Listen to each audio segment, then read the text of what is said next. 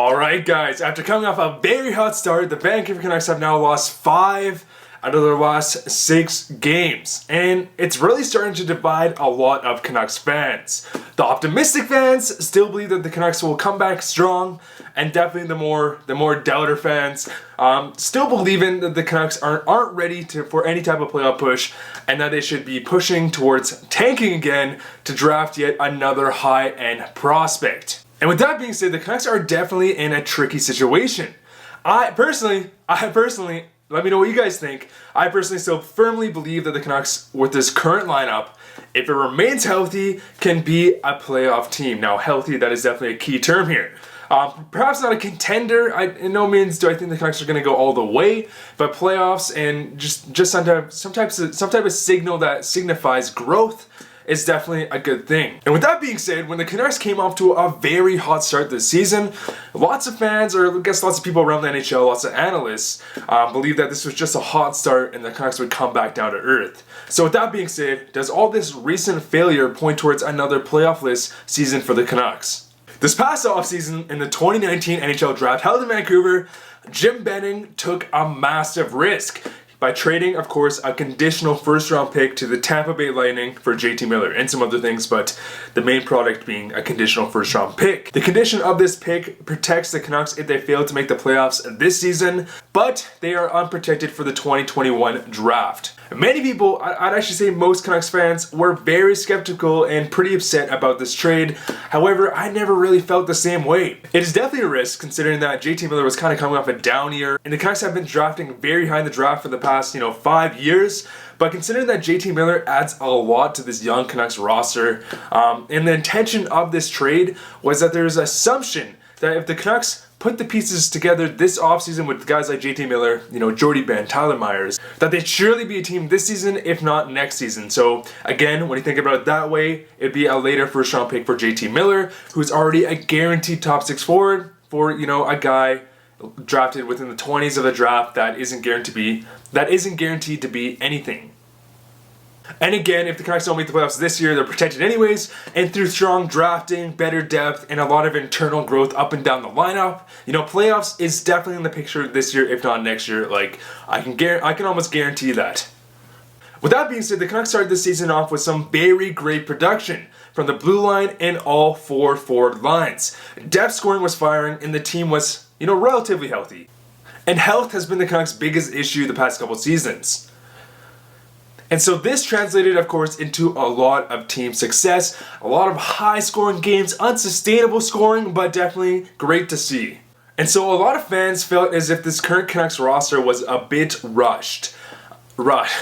And they're definitely not unreasonable. Those concerns are definitely not unreasonable.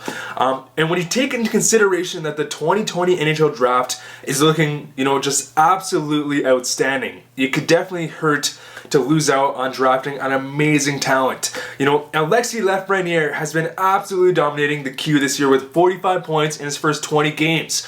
And I can honestly expect that production to just keep going up as he plays more games. And that's just, that's over 2 points per game. That's dominance we haven't seen since maybe McDavid or Sidney Crosby. And that's the type of player that can single-handedly change a franchise. Quinton Byfield, the power forward goal scorer who now has 39 points in 21 games, which is just insane. But not only that, is he just turned 17 in August. He's already 6'5", 220 pounds. Again, that is a franchise-type player that any team could use.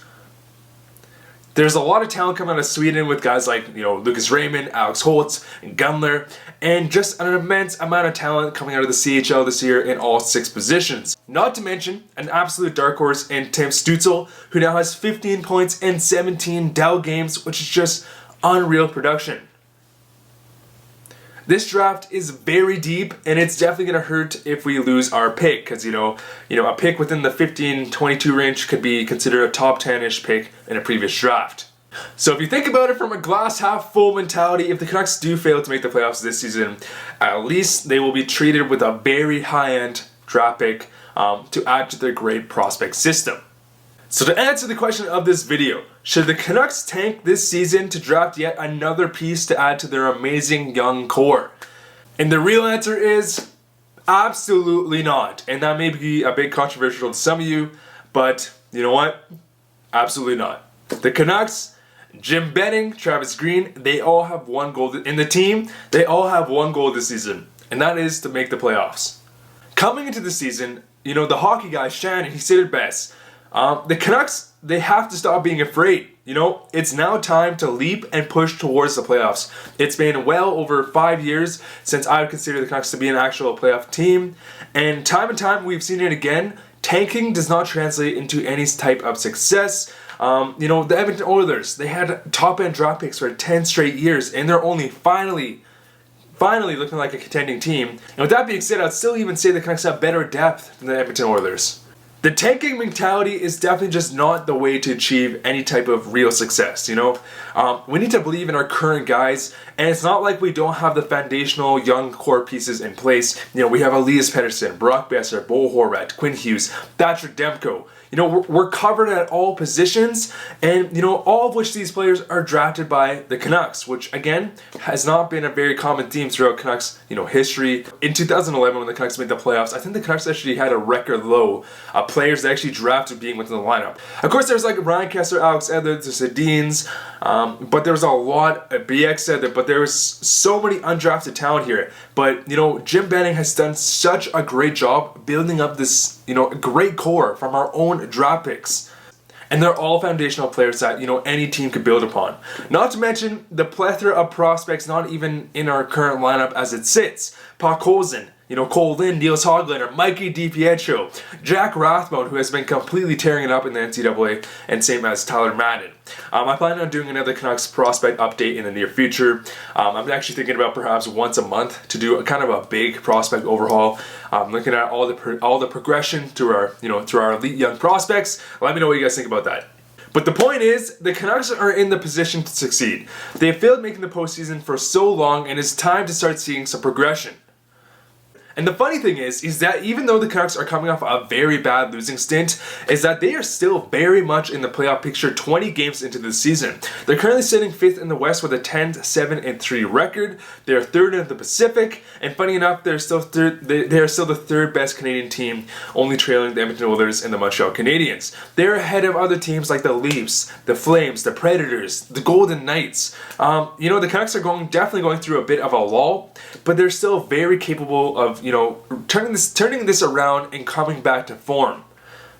The thing is though, because I'd definitely be a bit more concerned if the Canucks were just getting absolutely smashed every single game. But that has not been the case whatsoever. There's been a lot of one-goal games, and a lot of games where the Canucks play really well, but they just can't, either put the pieces together and score more than 2 goals, or they break down at the wrong moments, leading to the loss.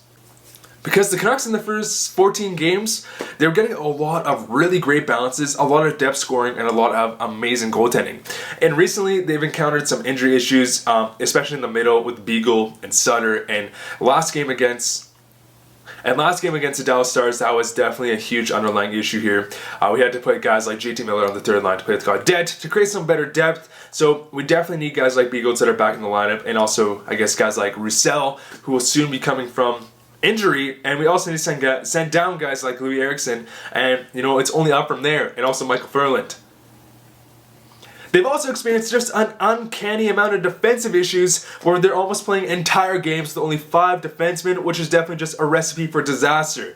In fact, that happened like 3 games in a row with Quinn Hughes, and then Tanev, and then I believe it was Tyler Myers, or maybe Chris Tanev twice, or no, it was also the guy we called up. I'm forgetting his name, but I'm sure you guys know. If the Canucks get back their health and guys like JT Miller, Tyler Mock, Adam Gaudette, Virtanen maintain a consistent level of play, a lot of supplementary scoring depth, the Canucks are still in the good books. Now, we'll say worst case scenario, the Canucks don't make the playoffs. Us Canucks fans get to see another high-end draft pick. I don't want to see failure, but at least, there's the potential of drafting yet another defenseman, a high-end right-handed defenseman. I know one comes to mind is Justin Barron.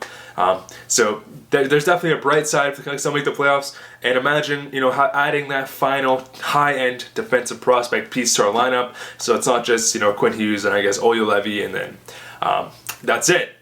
But anyways, guys, I think success is very important for internal growth here because we have guys like Besser and Pedersen and Quinn Hughes who really need, and Thatcher Demko, who really need some success, some depth to help, develop themselves. Because, winning isn't only for the team, but we're also developing a young core here. So what do you guys think? I do not think the Canucks should tank by any means, but let me know what you guys think down below. Anyways, guys, big game tonight against Colorado Avalanche, filming this in the morning. Big game. I'm going to be making my game recap, of course. See you guys then. See you guys later.